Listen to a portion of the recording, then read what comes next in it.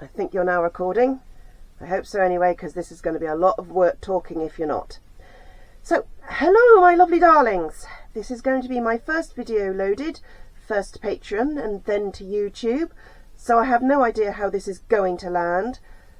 I also have no editing software, so every stutter, stumble and blooper is going to be recorded. At least there's one good thing from this.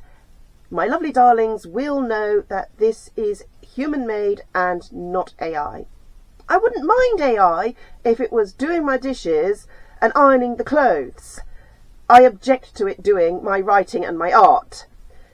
As to why I don't have editing software, it starts with M, ends with Y, and has 1 in the middle. It's, in short, lolly, dough, bread, specky, call it what you will. It's all amounting to the same thing, cold, hard cash. So to those of my lovely darlings that are watching this on Patreon, thank you ever so much for flipping a coin to your writer. For those watching on YouTube or reading on the blog, if you can flip a coin to your writer, you will get early access to any video I manage to do, including the full author readings when I have a chance to do them, exclusive 4x6 signed copies of the chapter art to collect, and the potential of a shout out on my random Patron of the Week shout outs over on Facebook. Now to the meat of this video. It seemed to me the best introduction I could do into the world of Hester, and therefore my writing as a whole, would be to run down some of my inspirations. From reading other writer interviews, that does seem to me to be the question most commonly asked. Where'd you get your inspirations from? In my case, absolutely everywhere. Every book I've read, every film, every TV series and real life, because let's face it, we live in a world where death by molasses flood at your uncle's funeral is a possibility and has happened. As much as it's kind of hypocritical of me, as I'm publishing this on the internet, it would be pretty cool if everybody put their phones down for a moment and had a look around. The world is insane, and I bet your grandparents could tell you some absolutely insane stories. I know mine did, including fleeing to Manchester to escape the Blitz of London, only for the Manchester Blitz to start that very night. As I said, the world is insane, and no matter how crazy the coincidences sound, they will have happened in the real world. Circling back round to my writing, it depends on the character as to where I pull my inspiration from. Some of them only need 1 or 2 prompts to exist. Others can have half a dozen or more. In fact, let's take it from the top. Draconic Shenanigans itself. Where did I get the idea for Draconic Shenanigans as a whole story? Well, that would be thanks to Dungeon Dad, who back in 2023 did a whole video about the D&D creature known as the Purple Dragon. The offspring of a red dragon and a blue dragon, the sum is most definitely greater than its parts, but what really caught my imagination and jump-started the whole thing was the detail about the Purple Dragon's hoard. Purple dragons collect people. Or, to be more accurate, they collect societies. One particular family is the Mr. Big for a country's organised crime, most likely purple dragons wearing their human faces, a ruler that balances conservative and progress to a nicety, engaging not so much in a reign of tyranny, but rather a slow, quiet drizzle. That means people are actually grateful for the stability he cultivates. Definitely a purple dragon wearing a mortal face. So that was where the idea of Draconic Shenanigans first took root. It started not with the main characters, but with the side character King Tatsue. After that, it was the very simple germ of a quest to give to the main characters. Go to a frontier town, discover why it had stopped sending its taxes, and sort the problem out. This is where I need to admit something. Draconic Shenanigans was not written solely by me. I had 4 co-writers who will be acknowledged and named on the front cover of the book. These wonderful people were my player characters. I ran Draconic Shenanigans as a tabletop roleplay game, writing up each game session as if they were the chapters of a book and publishing them on my blog. It was when they proved so popular that I decided that I would compile them all into a proper book with chapter art and publish the stories as a series. It was a good job I decided to make it a series, because the manuscript for the first draft of the first story arc topped out at 1,199 pages. So instead of as a single volume, I'm going to publish as 2 halves, hopefully in July and then in November. After all, Charles Dickens did not write books. He wrote stories in a magazine, releasing 2 to 4 chapters a month and taking several years to complete a story. It was only because his story proved so popular with all classes of society, and rich people came to the publishers saying, "We like his work, but the magazines are rather low-brow. Do you think that you could do them as proper books?" that his work was compiled into said books.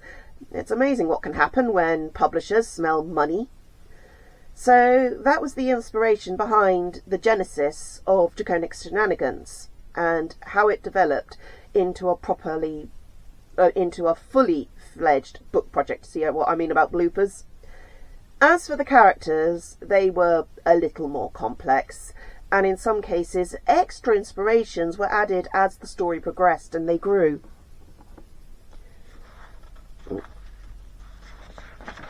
I suppose the best example of a non-main character that was started by only a few inspirations would be Heartseer. Also known as the King's Blade, Heartseer is what you could call the prohibition officer for the main characters. He is there to try and teach them to curb their worst behaviours, and to also drag them back if they try and bunk off the job. I have to admit, I did expect the 4-player or main characters to take off for the hills the first chance they got, and it was a surprise to me when they didn't. What was even more surprising was that it was Thorin, the Orc child, who worked out that King Tatsue wasn't going to give them total freedom, that the king was going to send someone after them to make sure the job was done, and that they didn't try to run away without doing their duty as the king's special.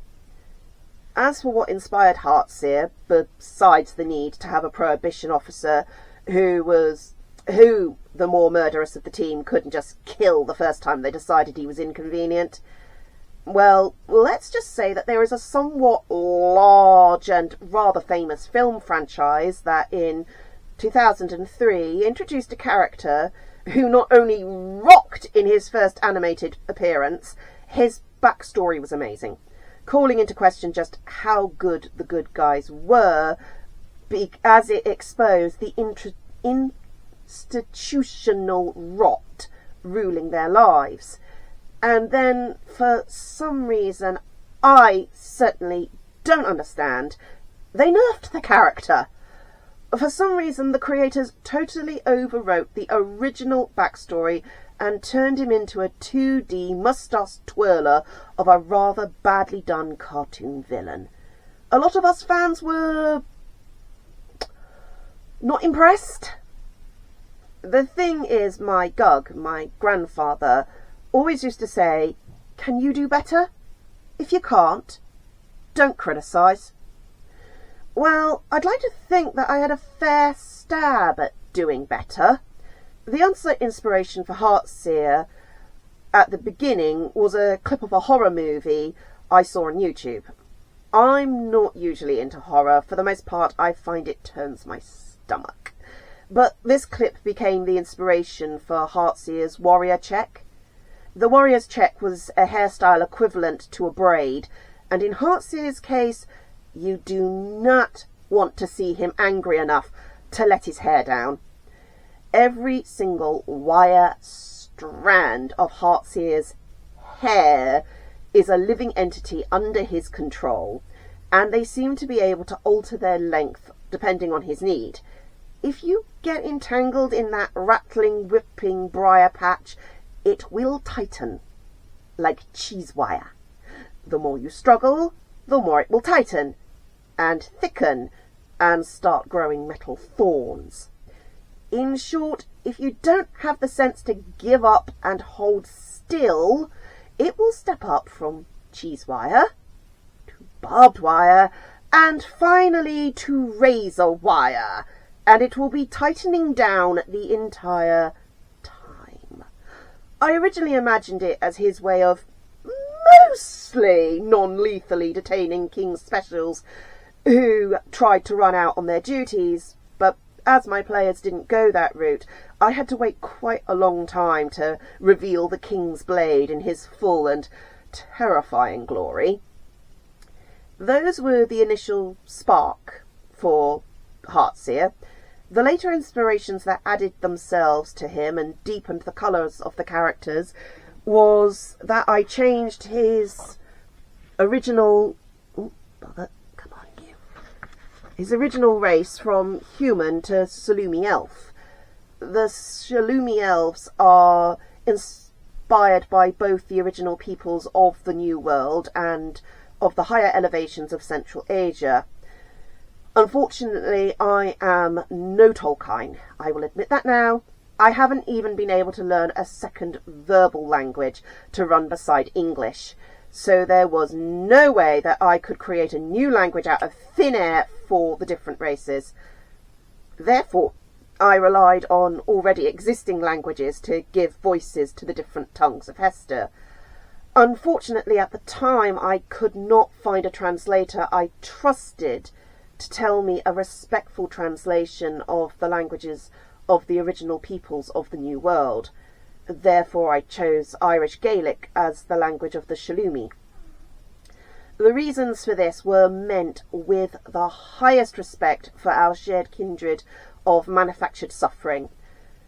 The God-forsaken residential schools and boarding houses where the authorities tried to destroy the inheritance of the original peoples of the New World were pioneered in Ireland.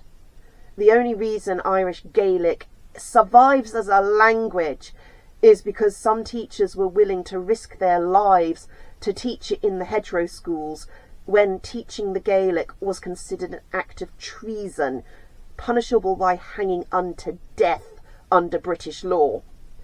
Residential schools were pioneered in Ireland, refined in the New World into eugenics, and then exported back to Europe in the 1920s.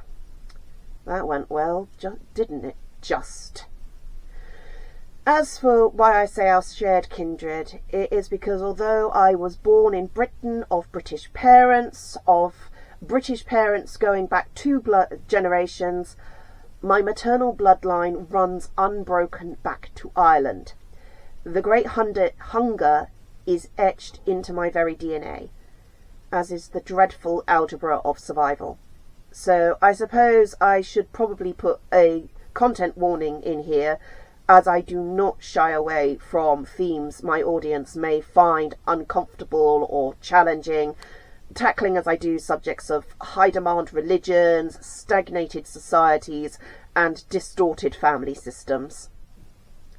The other thread that connects the Irish to the original peoples of the New World is the gift the Choctaw gave to Middleton in County Cork during the Great Hunger. Having only just survived the Trail of Tears, the Choctaw gave generously to save others who were starving. It was a moment of pride for me when Ireland paid it forward, sending aid to the Navajo and Hopi during COVID-19. So I say again, the decision to make the Irish Gaelic the language of the Shalomi elves was made with the greatest respect for our two people. Now, as to the characters who had multiple inspirations, I'm going to go with my favourite characters, unashamedly, Estella and Valadriel.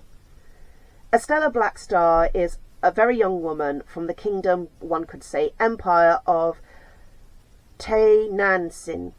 Valadriel is her void dragon companion, come passenger, come possessor, but it is not a malignant possession, as they do seem to have a very healthy working agreement. The inspirations behind these two started with one of the very first webcomics ever published, back before the term webcomic was even conceived, and one that I haven't been able to find since because I can't remember the title of it. However, the story was the important part, and that started with a very young girl walking through what is obviously the red light district late at night, and she is being followed. When she turns down the side alley, they follow her in and think they have her cornered, when it proves to be a dead end. One of the ones following her says something along the lines of, "Hello, sweetie," at which point she turns around and reveals a demented smile beneath eyes that are totally black from corner to corner and lid to lid. Her reply is, "This is going to hurt a lot." Whereupon something else boils out of her, boils out the shadows around her, boils out the shadows around them. It's honestly hard to say, but it definitely did hurt them a lot. The next frame is her looking up with a regular smile, asking, "Do you feel better for that?" The artist never did a reveal with the full creature. It was just an extreme close-up of it picking what appeared to be a Rolex watch out from between its fangs with a foot-long claw, and the typeset they used for its speech made it look like the words were about to drip off the bottom of the page as it said, "You always take me to the nicest places." That little gem sat in my head for about 15 years and then started meeting up with other little moments.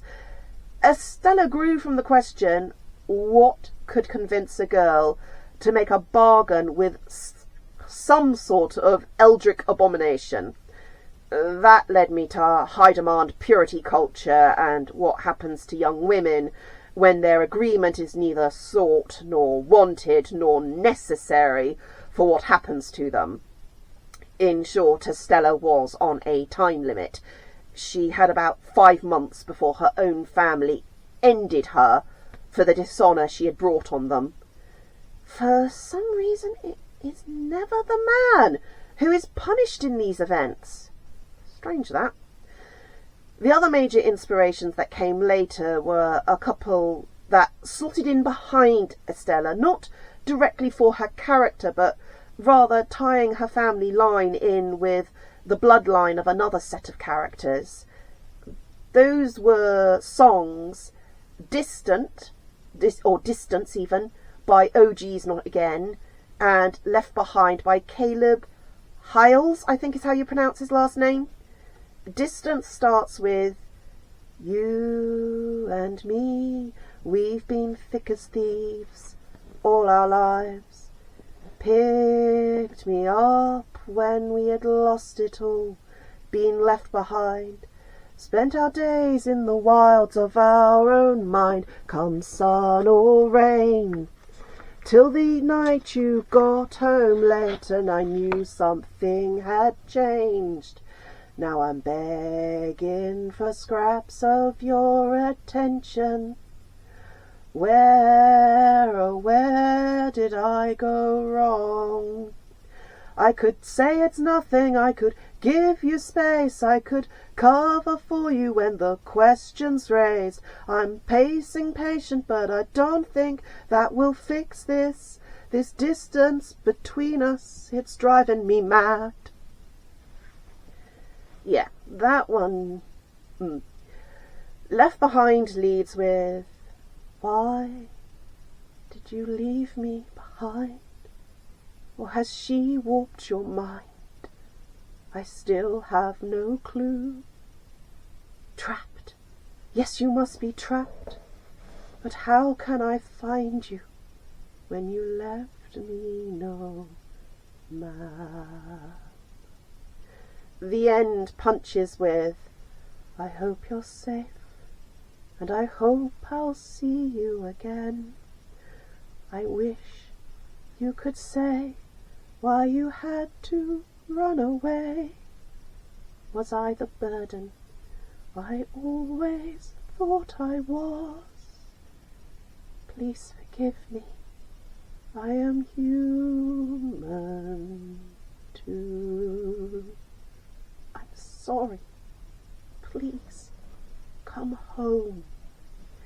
That led to a deep dive into themes of abandonment, generational trauma, indoctrination, and the healing that leads to going no contact on a relationship you recognise as toxic. It also led into discussions around purpose and responsibility. There are no chosen ones in my stories, just people. People doing what they can, when they can, people making the choice to build up or tear down, people being people with all their messy seeds, their victories and regrets. And I suppose that is the difference in my stories between good and evil. Evil can't regret. Heartseer has regret and has spent nearly 500 years trying to earn redemption through service to a better cause.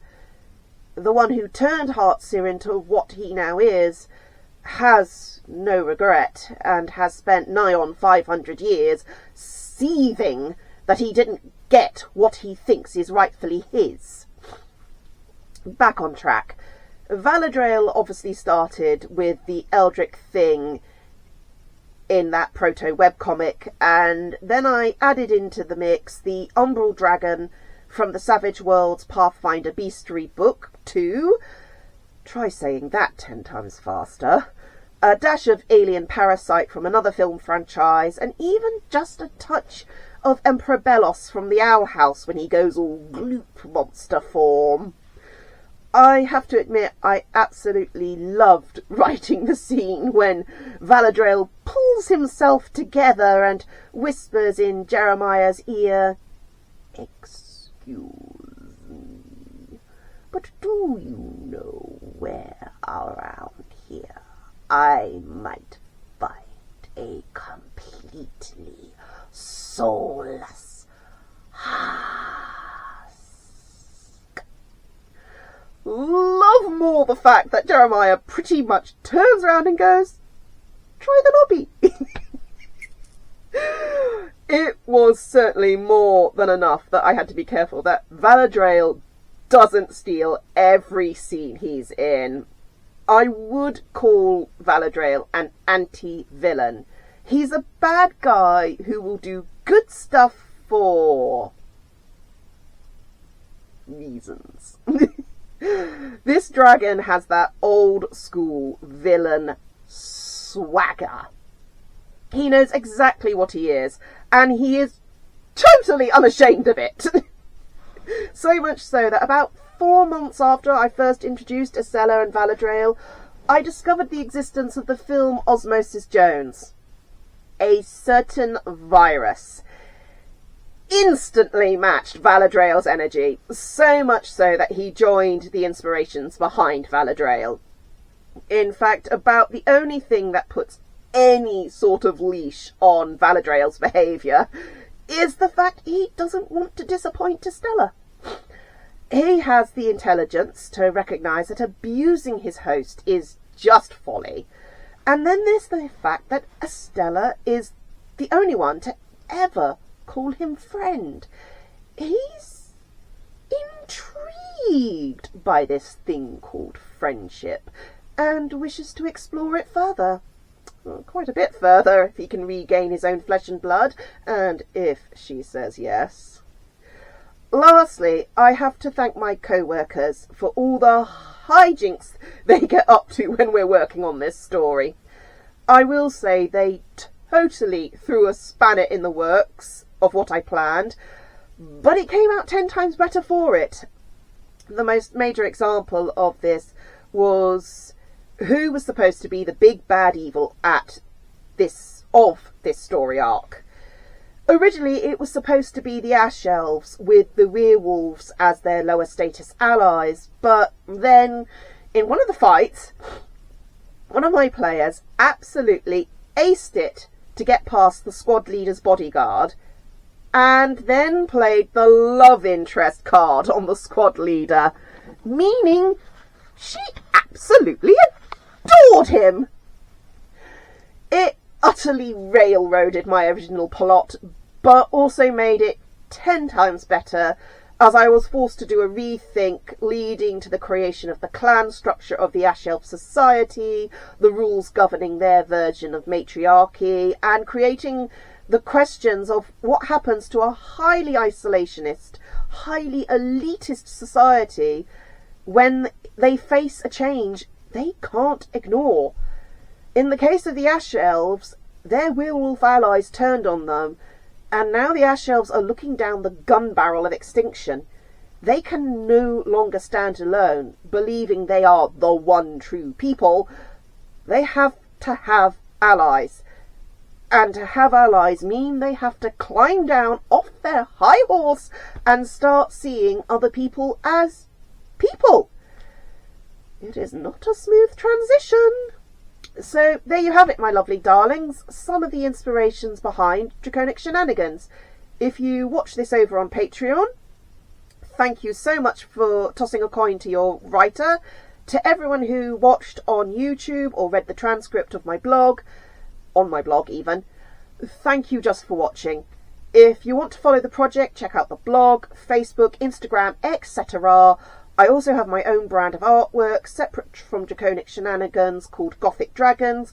I post about them as well. Links down below. See you all in the future, my lovely darlings. Be safe and be kind.